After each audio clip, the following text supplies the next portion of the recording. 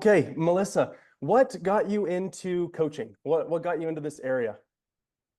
Yeah, it was not a straight line. So I spent about 15 years working as a leader in content strategy and editorial services. So Hmm. kind of straddled product and marketing and editorial roles. And Hmm. I was at one company in particular for almost a decade, and we went through a lot of change. So while I was there, we grew so fast. We went through tons of like mergers and acquisitions. We went public. Then we went through a PE buyout. And I had a coach. It was my first coach when I was there, and it was really helpful. It helped me navigate all that change, and just there were so many challenges during that time. And at the same time, I was teaching meditation and yoga on the side. It was just for fun. And I wound up getting hired to be a mindfulness coach for a corporate women's leadership retreat. So I was basically facilitating a few sessions for each of those weekend retreats. And I did that for 2 years. And while I was there, I would just kind of attend the rest of the sessions about leadership. I was invited Hmm. to all of them, so I just kept attending all these sessions, various speakers and educators about leadership, and I just fell in love with the work of developing conscious leaders, which is what it was called, the retreat I was doing. So I wound Cool. up going back to school to get a coaching credential, and I at the time, I was not planning to change careers. I was thinking, deepen my own development. It would help me be a better leader. I always kind of appreciated the coaching approach to leadership. But it wound up launching a whole new career. And because when I do something, I put in 150%.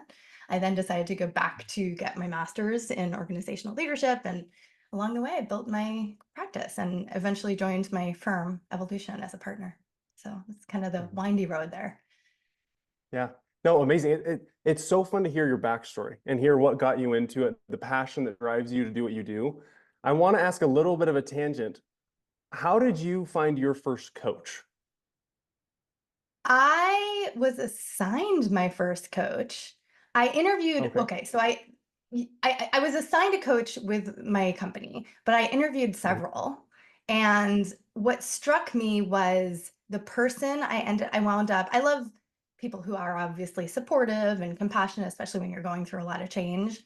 But the person I Mhm. selected was actually somebody who really challenged me and said the thing I didn't want to hear but needed to hear, and Yeah. kind of stopped me in my tracks. I really Mhm. appreciated that, because when you're a leader, people don't do that very often. People tell you what you want to Yeah. hear. And so I really Mhm. appreciated that. Um, Yeah. yeah, that kind of challenger nature. And I've got a lot of that in me too, by the way. Yeah. No, that's amazing. A lot of people need that, right? I mean, I need it, right? I mean, Mhm. all of our clients, like we talk about that a lot, and it's you need somebody that's going to say, "Hey, you're missing out on a lot here. You need to focus in these areas." And lots of times, even with personal branding, like what we do, right? Having somebody else give you that fresh pair of eyes and tell you what you're lacking, that's a huge, huge plus or benefit to be able to see those blind Yeah, sides that you have. totally. Totally. For me, a lot of the work is around, having somebody help you uncover the blind spots that you can't see yourself. And I know Hmm. I needed that Yeah, at the time. Yeah. yeah. Well, to help the audience, tell us who is your ideal or typical client, just so that the audience understands that.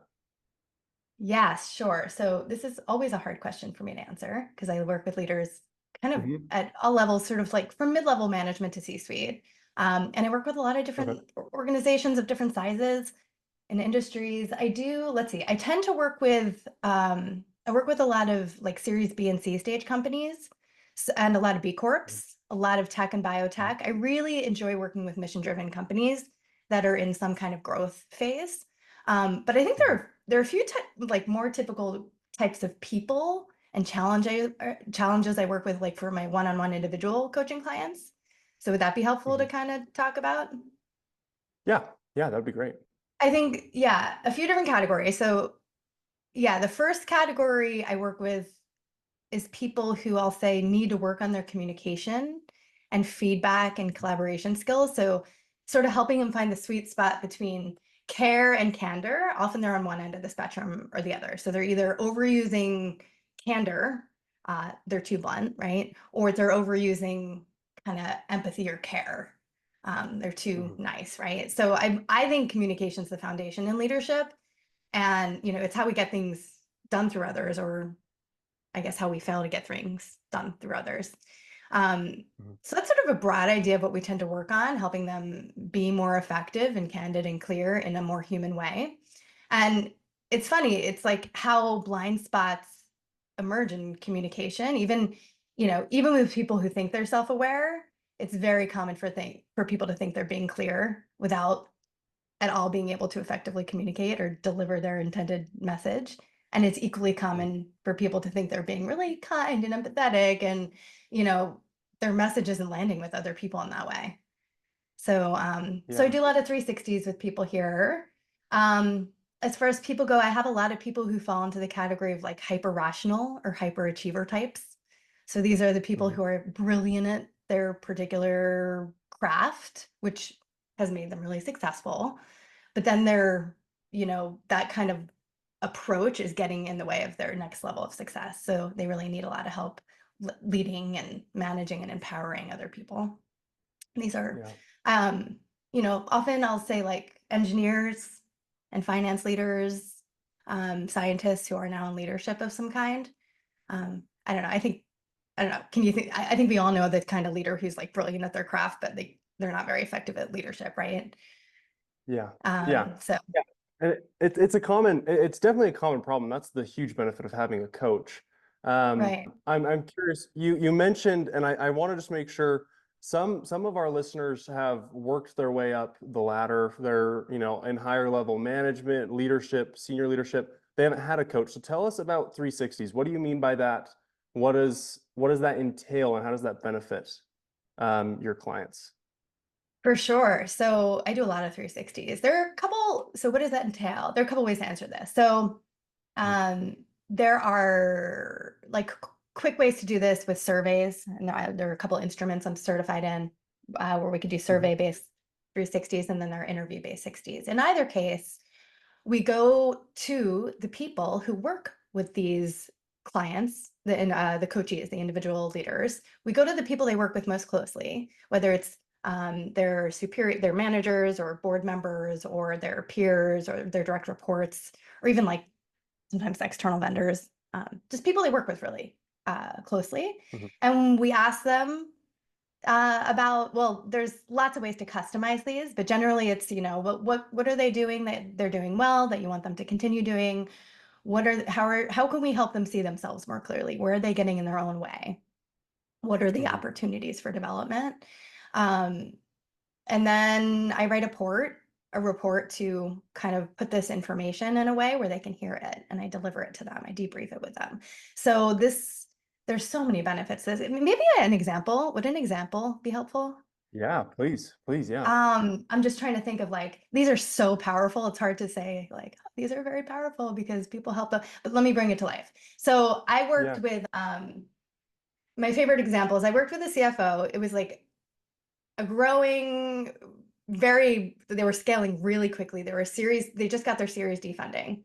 And this person had a bad reputation. She was rubbing people the wrong way, I'll say. And she was one of the smartest people I'd ever worked with. Her performance was really high, but people saw her as aggressive and harsh.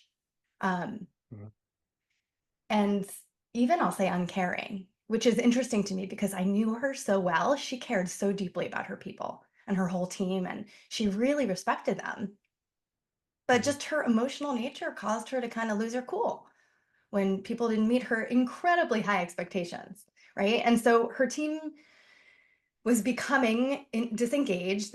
Some of them were becoming flight risks. There were HR complaints. There was a lot going on there. So we started working together, and I began everything with a 360 because she couldn't see it herself. Like she believed it, but she wanted to like understand, but she couldn't see it herself. And she was shocked by some of these perceived behaviors and like this impact she was having on other people. And she was really hurt and like disappointed in herself. And, she had high expectations of herself too. And she just, um, anyway, she was open to changing. So basically we debriefed the 360. There were I interviewed everybody on our team. So I got like some very qualitative data. I provided some quotes, which like shocked her in a good way, sort of like I was saying before with the with the coach I hired. Like I told her what she needed to hear. It was very direct. They couldn't say it to her directly, right? She Mhm. was intimidating. That was one of the pieces of feedback. Yeah. So Yeah. through coaching and within 6 months of coaching, we ended up working together for a couple years, but within the first 6 months, I did two 360s. So I did one at the beginning and then I interviewed people after 6 months. She was able to create a really different image of herself. She was demonstrating empathy. It didn't come naturally to her, but she was able to do it. She was seen as more collaborative. That was one of the areas we were working on. She was demonstrating healthier communication skills in a number of different markers. And um, she was getting her people to perform. She was basically doing accountability in a much healthier way. And the thing Yeah. about it is she was a lot happier herself, right? And this all Mhm. showed up in her 360. You could just tell she was like more connected to her people, which is what everybody wanted, right? Yeah. Well, I'm So sure the employees were extremely grateful, right? I mean, you go from somebody that's intimidating to somebody that's approachable and displaying empathy, right? I mean, that's a huge change in six totally. I months, mean, starting to see don't get that. me wrong. She wasn't perfect, right? But like you get No, no, someone yeah. from a 1 to a 6 in terms of like empathy, and it's everything versus getting someone who's like already demonstrating at like a 7 out of 10 and getting them to a 9. Like there's a lot of impact there when you can bring someone Yeah. from that low level of self-awareness and empathy Mhm. to something in the middle ground. So Yeah. Do you find a lot of, maybe this is a hard question. I'm not trying to make this a hard question. Is it pretty common that people are really shocked by those 360s? They think, I thought I was perfect at this, this, and this. We kind of touched on this, but is that a pretty common issue that you run into? it can be common. And sometimes it's just sort of what people need to be reminded of. But Hmm. I work with some difficult, sort of quote unquote difficult people, and those people are often, yeah, very shocked, right? Because they don't have a lot of self awareness. Like if people have a lot of self awareness, they've done work on themselves, or they're comfortable getting feedback and asking for it often, like they're going to be less surprised. It also Hmm. depends on the culture, like whether or not feedback's part of the culture or not, whether or not they've gotten any, right? And Yeah. so I think I'll say it depends. It's not like that one was a big shock, you know. Uh Mhm. I would say it's probably 50-50. Yeah. There are some people who come in, you know, and they're like, everyone else is the problem here. I don't know why I'm here, right? That happens Yeah. and they're Uh-huh. shocked. Yeah. And then we work on the Yeah. humility and empathy and all of that and self-awareness. But I'm really Yeah. energized by working with those people because like I said, there's more impact to be had with working with low levels, really low levels, and just getting them to middle ground. Everybody benefits. There's a huge impact. Yeah. Yeah. And I wanted to kind of touch on communication because my wife and I talk about communication all the time because we see great marriages and relationships and families that communicate and those that can't. And those, it's just beneficial in every aspect of somebody's life, especially in their career. So I'm curious, and I'm assuming our listeners would be curious to know what do you do to tackle communication issues? Is it really customized? Do you have maybe a sample or an idea of what you do? Is it role plays or what does it look like there? Oh my goodness.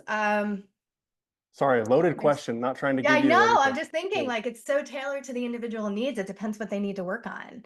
Um, Yeah. you really maybe I'll answer this in a couple ways. So you really can't talk about communication without talking about competencies like courage and compassion and emotion regulation and curiosity. I think these and listening, right? I think those are all central to effective leadership and effective communication. And we often work on those in coaching. I think that listening is one thing that many people miss. It's half of communication, by the way. And Yeah. um, people are generally, I'll say I'm overgeneralizing it, but generally they're not very good at Mhm. listening. And listening allows us to like really understand the diverse perspectives on our team as leaders, right? Which is going to lead to more informed decisions and more like creativity and innovation and stronger relationships And those things like decision making and innovation, relationships, those are all really important in leadership, right? And they all come from communication. Mhm. Um, so I'm not answering your question. How do we work on it? Um, yeah, I mean, it really depends on what's underneath the challenge that they're having in communication, whether it's, something around speaking up and confidence and courage in their communication, whether it's around, what I was mentioning earlier in my example, like the sort of abrasiveness that's showing up, whether it's around their emotional regulation, like are they having trouble when they're under stress in communication? Are they having trouble building Mhm. trust with their people? In which case we would work on probably authenticity and getting to know themselves more, finding their own communication and leadership style. So Mhm. I think it really depends. I hate to say that, but it really Yeah. depends on, like, I think it all starts with self-awareness, figuring out what the problem is or what the challenge they're having is in their communication. Hmm. Um, a lot of times it's, people think they're communicating clearly, and communication is how it lands with the other person. It's not what you think you're communicating. So you Yeah. have to, it's like it's a very collaborative process, and I think a lot of people miss that. So I Hmm. don't I don't think I I want completely answered your question, but that's my answer. no, you did. No, you did. What I love about your answer is you didn't just say one thing. That's what I love, because that is just the harsh reality of working with people, right? There's no hard and fast rule. Every single person needs to go down this route. Every single time you coach somebody, you don't just stick them down this one path and say, every single executive needs this, right? Because it's not the Mhm. case. There's a lot of commonalities or, places where you could hit the same thing for different executives, but I think it's a different path. I think that's awesome for listeners to know because it shows that you don't just stick somebody through a process, right? No, I, and I the think that's thing, yeah, and the cool thing too is that I'll even take it a step further to say, you know, I have many people show up with similar kind of challenges or goals. The way we go about them Mhm. is different because they're different people, right? People have different Yeah. learning styles. And so, yeah, sometimes role playing is a part of it, sure. Sometimes reflect, like it's more reflection and thinking back on, I mean, many times it's thinking back on what went wrong, right? And kind of reliving that and thinking through it together. But a lot of times they're customized practices, things to work on along the way, homework assignments that are like very tailored to the relationship they're having trouble communicating in, or the results they're not getting from their team. I think all of Mhm. that usually comes back to communication in some way. Like, how can you get better Yeah. there? Yeah. I agree. I would agree. And I mean, you're the pro in this area, but it all makes sense from what you're saying. So I'm excited for the listeners to hear that and get a good understanding of kind of the personalized way that you go about approaching each individual client, person you work with.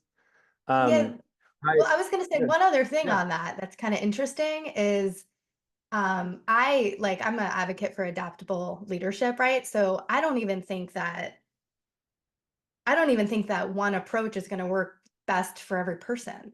So I Mhm. really encourage that experimentation mindset where, adapting your communication style or your leadership style to different situations and different people to see what's effective and when, while at the Mhm. same time staying true to like core values and principles and, who you are. I think that's really important. Yeah.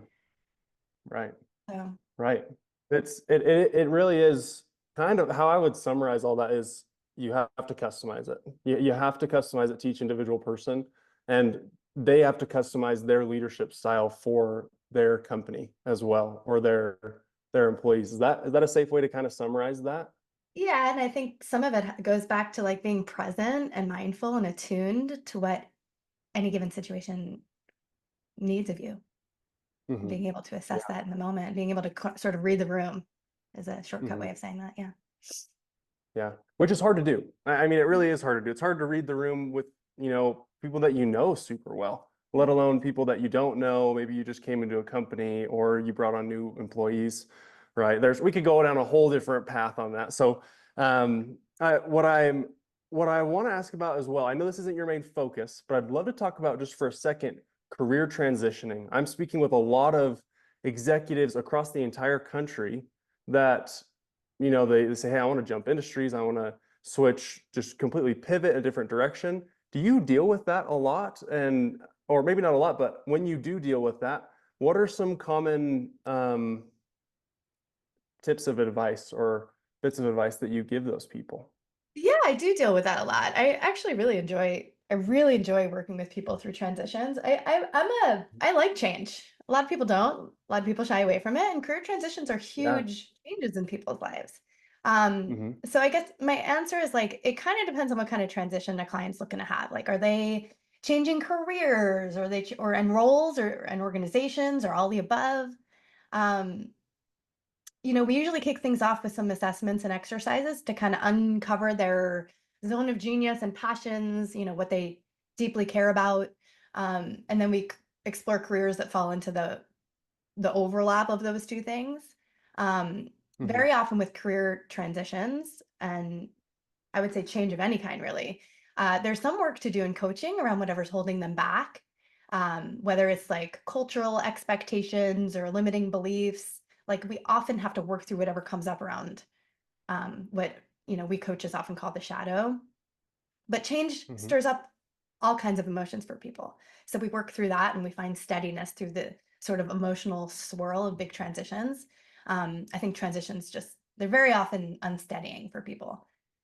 But Yeah. generally, with all that said, I think the recipe to finding sort of some like the perfect next career is to explore I'd say the key strengths that energize you, the impact you want to have, the problems sort of that excite you, um, Hmm.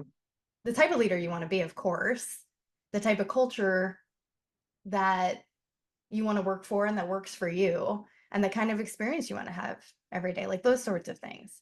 If people are looking Yeah. for a new role or a new organization in the same career, the work is often about, tapping into their networks and refining their personal brand, which is what I'd call you, Hmm. and, restoring confidence in the job hunt process and figuring out what they truly want in the next chapter and ensuring the next role is values aligned and like that sort of thing. But of course, again, as with everything we've been talking about, everyone presents with like different needs and different goals. So does that Yeah. answer your question? It does. I love that. I hope if I was a listener right now, I would go rewind and listen to that again. Because I think it's really awesome to see and be able to kind of take some notes of, hey, these are some areas to think about when you're thinking of transitioning in any direction in your career, new position, new title, new industry, new location, whatever it is. There's a lot of different factors that go into that. So think about those before you do it so that you're going at it at the right angle, I guess. I love that. I think that was great. I love that answer. And I what I'm curious about is, so it sounds like based off of our conversation that you work with both companies and individuals. Let's say there's an individual right now that's listening that wants to know more. They want to reach out to you. What's the best way for them to Mhm. contact you or reach out to you to learn more and to see if they can benefit from your coaching? Yeah, sure. So, great question. I love that question, of course. Yeah. I'm a partner at the firm Evolution, as I mentioned. So you can reach me at melissa@evolution.team. But one thing is I also write a lot. I was a content strategist and in content editorial for many, many years. So I still write a lot. Mhm. And I post my articles and have tons of free content on my personal website, which is widelensleadership.com. And you can sign up for Mhm. my monthly newsletter there. I send articles and resources about once a month, most months. And you can Nice. also grab a free copy of one of my ebooks there. I have tons of free content. One of them I put up there recently. It's a feedback workbook that really walks you Mhm. through how to have a collaborative feedback conversation. And then I have a longer book on a leader's guide to navigating VUCA with like Okay. exercises and research and tips. Um, VUCA stands for volatility, uncertainty, complexity, and ambiguity. So the world has no shortage of it these days. So just lots of free Yeah. content there. But yeah, my email is melissa@evolution.team. I'd love to support your listeners. Amazing. Amazing. What I'm gonna do is I'm gonna include that in the description below so they can just easily access that, see your website. Um, Thank you so much for the golden nuggets, Oh, for thank everything you, you've Jesse. shared. I really am grateful for you being here. Yeah, absolutely. It was great to connect, Jesse. Look forward to talking again soon. Likewise.